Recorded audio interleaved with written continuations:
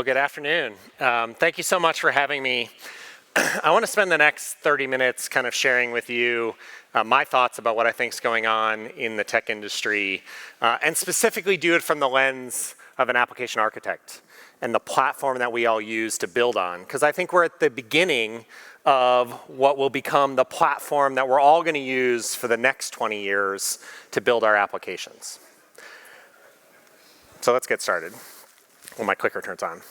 So first, in every era of IT, there's been some dominant application architecture, some kind of common approach that we all use for building applications. You can go all the way back to the 1960s and the mainframe era, or an era I think a lot of people in this community were familiar with, the app server era of 20 years ago. There's always been a dominant architecture in the enterprise space that we use for building applications.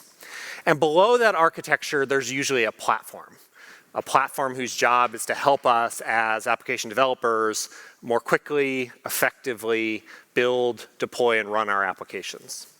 The goal of that platform has always been the same. It's to allow an application developer to spend the majority of their time on the business logic, the application logic, the actual problem they're trying to solve, and less of your time on the mechanics of running software, of how you do build and deploy and availability and scale and security and all of the things that are required to keep an application up and running. We all want to spend our time solving the core problem. And so the goal of the platform has always been to solve all of those common problems so that we can spend our energies solving our business problems. So today, I think we're on the cusp, we're at the beginning of the emergence of a new platform, right? And so what I thought I would do is spend a few minutes taking a little stroll down memory lane, talking about where we've been, and then spend the bulk of my time kind of diving into the platform that we're building. So let's go back 20 years. 20 years ago, I was still working at IBM. I know that's shocking. And I was working in the app server space and working on Java. I was one of the founders of the WebSphere application server at IBM. And 20 years ago, the dominant application architecture was end-tier applications. You know, a monolithic application talking to a database, right? And that monolithic application talking to a database was the way that we built our applications, and there was a platform underneath that. Now that worked really well. We built a lot of applications that way. In fact, many businesses today are still running many of their core systems on the software that they built 20 years ago in the midst of that end-tier era. Now, that architecture worked. It had its weaknesses, and one of the weaknesses was not everything can be encapsulated into one application. Real things were multiple applications working together. We needed some standard way for those applications to interact with each other. We needed some common things that we wanted to do between those interactions, like security, like routing. And so you saw the rise of service-oriented architecture maybe 15 years ago, and service-oriented architecture built on the kind of core end-tier structure and added to it a managed interconnect and a standard set of protocols about how applications talk to each other. So that was the kind of dominant architecture from the previous generation. If we zoom forward to today, the architecture that we're talking about today is microservices, where microservices is a much finer grain decomposition of your application into a set of functional elements that can be built and run independently of each other. You know, sometimes I think we forget with microservices that one of the key attributes of microservices is that the life cycle of each service is independent. You can update it, you can change it, you can develop it, you can make technical choices about it independently of everything else that's happening in the system. So if these are the architectures that we've been building, and the architecture that we're building today, what's gone on with platforms? In that picture, I kind of showed this distinction between these little blue layers and the yellow application code. And those blue fragments are the kind of common platform elements. In the monolithic end-tier application era, that blue layer was an application server, right? That sat below the application and provided a runtime environment for that application to execute in the context of. And there are a few common characteristics of that application server approach. First, it was usually based on a single language. Many of us here are Java or historically were Java developers. And Java was one of the dominant languages for these kinds of applications. And because the common architecture was monolithic, every component of the application tended to be written in the same language because it was going to execute together in the same application server, in the same environment, in a monolith. And so single language was a defining characteristic of that era of architecture. Another defining characteristic was it was heavily opinionated about application frameworks. You know, we had things like Java EE, which was very prescriptive about how you built your application, how you defined your interfaces, how things interacted, how things were packaged. Everything about the structure of the application was very opinionated. And of course, the goal of the app server was to provide all the horizontal functions that you need to run your app, right? Deploy it, lifecycle manage it, scale it, monitor it, recover from failure, secure, you know, all of these common horizontal attributes were provided by the app server. So in today's era, we're doing microservices. What does that platform look like? What's different about it in the app server, in the microservices era? I think there's a couple things. First and foremost is microservices is designed for and enabled by cloud. If you tried to take the microservice architectures that we're thinking about building today and you tried to use that architecture 20 years ago, I think you literally would have been crazy. And the reason you would have been crazy is because microservices are operationally more complex, right? You have many more moving parts. I remember a story. How many of you have ever heard of a company called the Gilt Group? Anybody? Probably very low. It's a US-based retailer. They've talked extensively publicly about their journey from the monolithic architecture of 20 years ago to microservices of today. When they built their original website, it was a Ruby on Rails application that talked to a MySQL database. And over time, it transformed and grew into a microservices architecture. So think about what they had running. In the beginning, they had one application. Maybe they're running 10 instances of that application to handle scale and availability. At the end of their journey to microservices, they had 450 microservices that made up that application. 450, they're probably running 3 of each of them for availability purposes. So they have over 1,200 moving parts, components that they're running. So much more operationally complex. The reason that that's feasible is cloud. It's automation, API-driven infrastructure provided by cloud is the only reason you can make the trade-off that 1,200 things is feasible to run in order to achieve the development speed that I get out of microservices. So that's the first difference in the platform that has to be accommodated. Second thing is the modern platform is multi-language. It's not just about Java. It's not just about any one language. Today, as developers, we all want to be able to use the right technology for the problem that we're solving. Languages are good at different things. And you want to be able to use the language or framework or technology that's the best suited technology for whatever part of the problem that you're solving. Microservices enables that because we've broken up the problem into these independent parts. And for each part, you should be able to pick the technology that you want to use, right? Maybe Node.js is the right answer for building a front-end application. Maybe Go or Java is the right language for building a back-end system function. And you should be able to mix and match those things. So the modern platform is multi-language. This whole idea of super prescriptive application frameworks is frankly a little bit out of favor as well. Not to say they don't exist, and not to say they don't have their place, but as a general rule, I think most of us would like to be able to build applications without having heavy dependencies on a very opinionated framework when it comes to writing the code. And so we want to solve more of the problems kind of outside the application source code itself in the platform that the application runs on. But the fundamental problem of platform still exists. We still have to provide those horizontal functions so that we as developers don't have to do all that work. So what is the platform? What is the modern microservice platform? Now, one answer to that is Kubernetes.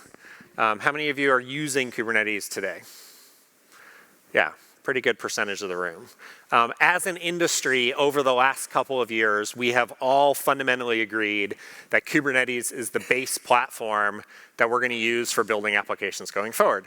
And there's good reasons for that.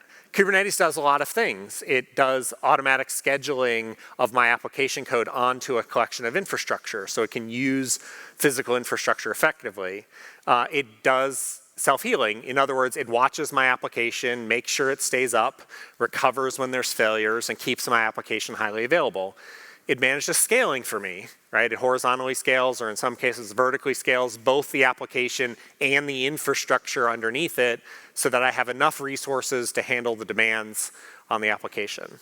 It does service discovery and load balancing. It makes it easy for me as a developer to find the other components of my microservices architecture and to send traffic to them and to load balance across multiple instances of each of those microservices. It provides support for automated rollout and rollback, so I can make changes. And it separates secrets and configuration from the code itself, so I can have kind of proper separation of concerns and proper environments. Plus it's multi-language, right? And it doesn't really dictate any application framework on your code. So looks good, right? It solves many of the problems I described in a way that meets the modern definition of a microservices platform. But I think the question is that enough? Is Kubernetes all that we need to be able to be effective at building modern microservices applications? And I'll posit that no, it's not quite enough. It's an amazing start, and it's absolutely the platform we're going to build on, but it's not enough. So what else do you need? I want you to think for a second what a microservices application really looks like. You're going to have somewhere between, let's say, 5 and 500 individual services talking to each other over the network. And there's a lot that happens in between those services. There's a lot of interaction happening between those services, and you have a lot of problems that you need to be able to solve. How do I secure that communication? How do I ensure only the right services can talk to each other? How do I do A/B testing or do a canary rollout where I test a new version of a microservice in a structured way within this big network of services interacting? How do I implement retries and circuit breaking so that when something goes wrong, I can recover from it? How do I even test a slow network or a bad service and make sure that that problem doesn't cascade through this complex network of services? How do I get visibility into all the things that are going on? So there was a real need to give us some tools to help us manage the interaction between those services. That set of tools today is called a service mesh. And you can think of a service mesh as a network of services instead of a network of bytes like you would have in a traditional computer network. And the goal of the service mesh is to provide observability, resiliency, traffic control, security, and policy on top of all of the services that are working together to build your application. Now, there's a number of service mesh implementations in open source today. One of the most dominant ones is a project called Istio. Istio was a project that was founded by IBM, Google, and Lyft upwards of 4 years ago now. It's been kind of a mature open source project for a couple of years.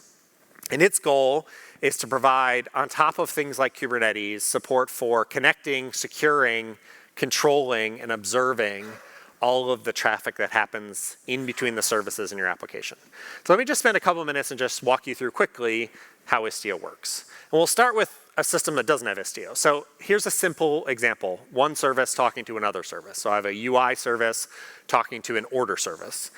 In a normal interaction between those things in something like Kubernetes without a service mesh in place, what happens is the UI service looks up the order service in kubedns, in DNS essentially, finds the address of the service and sends a request directly to it, right? So it's direct communication from one to the other. Maybe there's a little bit of load balancing happening like round robin, but it's essentially direct communication. In other words, there's no way to influence that connection. It's going straight from service A to service B. Service meshes work differently. The key idea in a service mesh is to put some intelligence in the network in between the services and to do it without having like a central proxy. So if we go back to the old architectures picture, this should look somewhat familiar. Like when we were doing ESBs and service orientation, it was kind of the same idea. We had the enterprise service bus as an intermediary in between the interactions between services. Service meshes do something similar, but instead of putting it as a central network service, we actually put the intelligence next to every application. So in this example, we use something called Envoy in Istio. Envoy is a proxy essentially, but it's very small, lightweight, and it actually runs in with each service. So if I had that network of 450 microservices, I would have 450 Envoy proxies, one next to every service that was providing this. And the call flow changes. So when the UI service wants to talk to the order service, the request gets captured by Envoy, by the sidecar.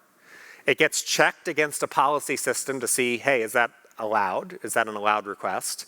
Assuming it is, it gets sent to the other service where it gets captured again by the other Envoy and then forwarded up into the service. And so we've kind of captured all of the traffic that's flowing back and forth between all the microservices in your application. And I want you to keep in mind this is done in a way where you don't change anything about your app. You don't implement an Istio framework. You don't change how you make the call. As far as UI is concerned, he's still just doing a DNS lookup of the order service, getting back an address and sending a request, right? But we've used some trickery in Kubernetes and in the network stack to capture that request and insert this intelligence, right? Now, once we have this, we can do some really interesting things. For example, we can automatically collect telemetry data. We can give you monitoring information about how those services interact with each other. Because the Envoy proxies all over the network have all this data now about who is calling who, how frequently, what data they're sending, what they're doing. And we can capture all that data and we can send it to a central telemetry component whose job is to give you an aggregate view of all of your services. So now you get visibility into your entire network of microservices without having to change anything about your application architecture. I can also control where that traffic goes, right? So if I want to do a canary test, you could imagine, for example, that the order microservice has two instances, two versions, version 1 and version 2. And maybe I want to send 10% of the traffic to version 2 to check whether it's okay, and I send everything else to version 1. Well, Envoy and Istio can do that for you because you can change the policy through a component called Pilot. It'll program the proxies to send 10% of the traffic to this other version of the service. So now I can do fault injection, I can do testing, I can do canary testing, I can do A/B testing. I can control where things go without changing anything about the application itself. I can just change policy. And then maybe most interestingly, I can also enforce security. So I can automatically do things like TLS encrypt all of the network traffic between every service without changing anything about the services. And I can do authorization and enforcement. So I can say the UI service is allowed to talk to the order service and nobody else is allowed to talk to the order service. And you can do that in a secure way that's completely independent of the network. You know, the way we would traditionally do things like that is you would have like an IP tables rule or a firewall rule that said only traffic from these IP addresses is allowed to talk to the service. That doesn't work in a very dynamic network or in a hybrid cloud environment where these components are spread across clouds. You want to define things at the application level, and that's what Istio lets you do. So this is the kind of overall architecture of the components as they come together. But the key thing here is Istio adds to Kubernetes this intelligent, programmable service network that allows us to extend the platform with the capabilities that we need to be able to manage the interactions between services. Really important element. I bet, let me ask, how many people here are using Istio? Yeah, like a very small handful. So part of what I'm talking about today is the Kubernetes part of the platform is agreed, established, and almost everybody is doing something. These higher level parts of the platform are much newer. And so that's why we're still at the beginning of this platform definition that we're going to run for the next 20 years. So that's kind of the service mesh concept. So what else do we need? Is that enough? Like we have Kubernetes, it does all the kind of lifecycle management. We have Istio, it does all of the service interaction on the network. What else do I need? Well, sometimes I hear this. Isn't Kubernetes really complicated? Like as an average software developer, do you really want to consume Kubernetes directly?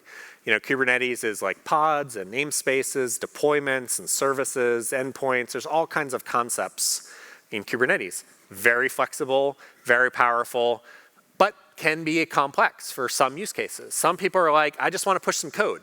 Like, why do I have to worry about all that stuff? I don't want to define all these things. I just have some code. I want you to run it for me. Or maybe I want to use serverless, or I have an event-oriented application. How do I do those things in the context of Kubernetes? So I still think there's a gap. And that gap is, how do we have a simpler developer experience for consuming the platform? And how do we bring the concepts of serverless into this platform in a native way so we can take advantage of the benefits of serverless and build more event-oriented applications?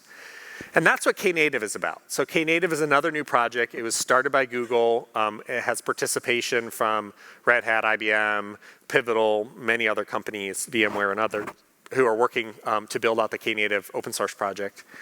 Think of Knative as an opinionated or simplified view of application management on top of Kubernetes. It is itself just a set of Kubernetes resource definitions. Like all of the things I'm talking about, it kind of extend Kubernetes natively, but it provides a more simplified view for the average application developer to be able to consume the platform. It's heavily influenced by the concepts of serverless. It can be used to actually build serverless event-triggered applications, but it can also be used to run long-running kind of 12-factor applications.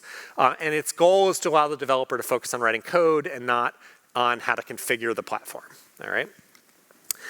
There's really two main components today in Knative. It started with three, which was the third one was build. I'll talk about what happened to that in a second. But the two main components are called serving and eventing. And let me just walk through them real quick. We'll start with serving. The core idea in the serving part of Knative is to have a simpler way for you to define your application and how that application changes over time. And the core concept in serving is something called a service. Right, so you have a Knative service, which represents your application. Inside of a service, you have something called a revision. Think of a revision as a combination of your code and configuration that makes up a running instance of that service. All right, so you have a revision. And you run revisions. Now that revision needs to be accessible from the outside world, so you define an endpoint. Think of an endpoint as a stable network name, like a URL, for that service. All right? Your end users hit the endpoint, and Knative handles routing that request to the appropriate revision of the service. As your users put more load on the system, of course, the revision is automatically scaled up or scaled down. That's managed by Kubernetes, and the kind of appropriate amount of resources are provided for you. If you want to update your application, change the code, change the configuration, what essentially happens is you create a new revision. Knative automatically redirects all the traffic to go to the new revision of your application so that your end users seamlessly move to the new revision.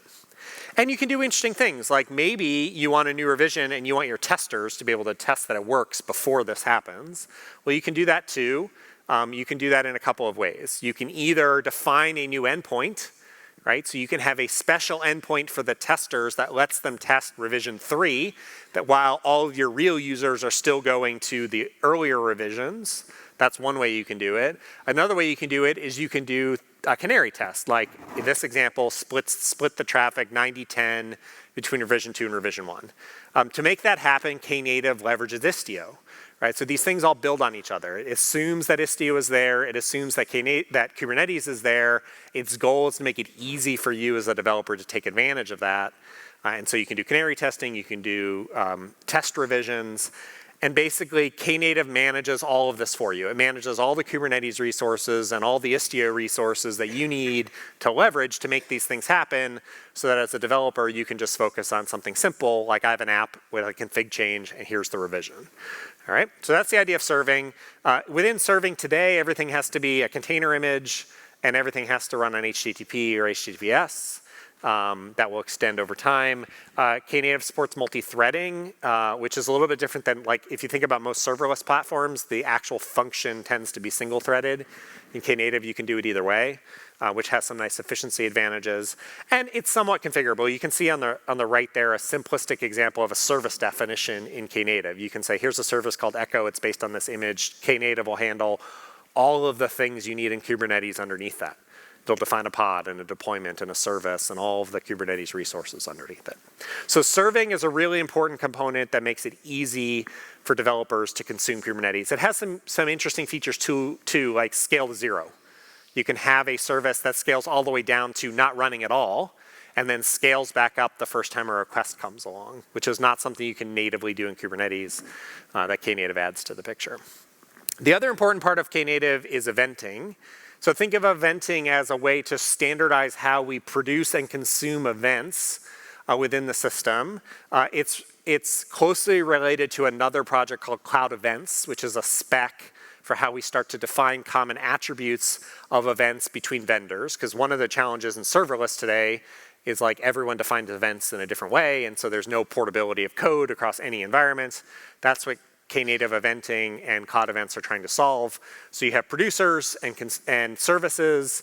You have a broker that's kind of the intermediary between them. You have something called a trigger, which is like a subscription to an event. So like, I want to be notified whenever a write happens to cloud object storage on this bucket. Right, whenever that bucket gets written to, I want to get an event, and I want it to call this service. By the way, the same service that I just showed you. And so you can build serverless applications this way, and I can do that in a standardized way. All right. So the combination of serving and eventing in Knative give us a simple interface for developers on top of Kubernetes, and gives us an abstraction for serverless and event-oriented computing in the platform, which are things we have to really have a fully defined platform. The last part, which is not part of Knative proper but closely related, is a project called Tekton. Tekton is the build part of this problem. Like I said, I want to just push some code. If I just push some code, I'm starting from source code. For Knative to run it and Kubernetes to run it, I need an image, right? So at some point I have to build that source code into an image that can then get deployed and run. That's what Tekton lets us do. It's an open standard for something a little bit more robust called pipeline as code. So you can actually define your own sequence of events that take place to convert source code to image, because it's more than build and package, right? Like maybe you want to do vulnerability scanning.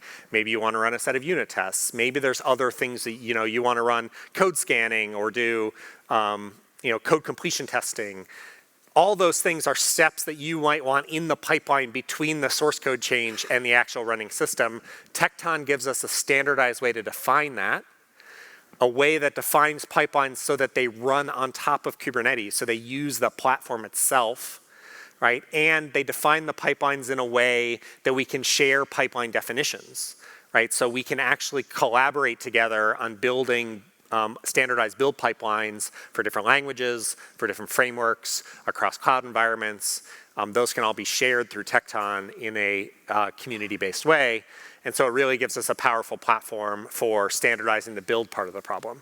Again, Tekton is a project, it's part of the Continuous Delivery Foundation. It is got major contributions from IBM, from Google, from Red Hat, from Pivotal, from CloudBees, and others.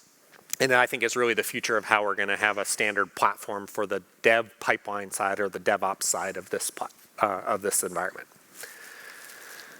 So what does the full platform then look like? So it's not just Kubernetes. It's Kubernetes, it's Istio, it's Knative, it's Tekton, pulled together into a unified whole. So you get a new picture like what's shown on the left, which are kind of all the elements that you need to bring together to provide the platform to support the microservices architecture on the right, which you can see I've modified a little bit because what Service Mesh let us do is take all of those infrastructure concerns out of each microservice and put them back into the platform. Because one of the things we saw in the early days of microservice adoption was people would say, oh, I love this microservice thing. I'm going to build 50 microservices. And then for every service, they would figure out how to do monitoring, how to do logging, right? How to do security, how to pass in configuration. Every microservice would do that differently. And so you wound up these very bloated microservices that carried along with them all of those common attributes. Kubernetes as a platform, Istio as a service mesh allow us to take all that stuff back out of the code, put it into the platform, and keep the microservice implementation really small and really pure, and allow you to really stay focused on the application code. So that's what I think is the platform going forward. I want to touch on the last two things. With that kind of core platform definition, there's tremendous opportunity for us to then extend and innovate around that platform as a community. Within IBM, there's a whole bunch of projects that we're involved in. I chose to highlight 3 here. RASI is a tool that we open sourced. It's at rasi.io. It's a tool that really is focused on inventory and continuous delivery of changes. At IBM, my team runs our managed Kubernetes service. We run upwards of 19,000 Kubernetes clusters at any moment in time. Every one of those clusters, we have to deploy and maintain microservices inside those clusters. we needed a different way to do that. That's what RASI is. It provides you a tool to understand what's running everywhere and to update and deliver changes into a complex environment like that. KUI is a project, it's on GitHub, you can see there, which just think of it as really as a PowerShell for developers using Kubernetes and the stack that I talked about. So it gives you some really nice assist and visualization of interacting with Kubernetes. We're working with the SIG CLI group within the Kubernetes community to bring KUI into Kubernetes proper. And then Iterate is a tool that builds on top of Istio that lets you analyze distributed trace data that's automatically been collected by Istio and help you make decisions about whether a new revision of your code is something that you should actually push to production. And outside of IBM, how many people have seen this picture? Like, has everyone seen a version of this picture? It's not mine, obviously, CNCF picture. The reason there's so many boxes on this picture is because of the architecture I just took you through. Because we have this flexible, multi-language, microservice-oriented architecture in base Kubernetes, it has enabled this tremendously vibrant community to build and evolve around it, which really helps you as a developer solve all of your platform function needs without having to put too much stuff into your code itself. So I'm really excited about what's going on in this space. I think we're absolutely on the cusp of the platform that I could come up here 20 years from now and do a presentation and talk about all the amazing things that have been built on this platform, and I'm really excited to do that with you. Thank you very much.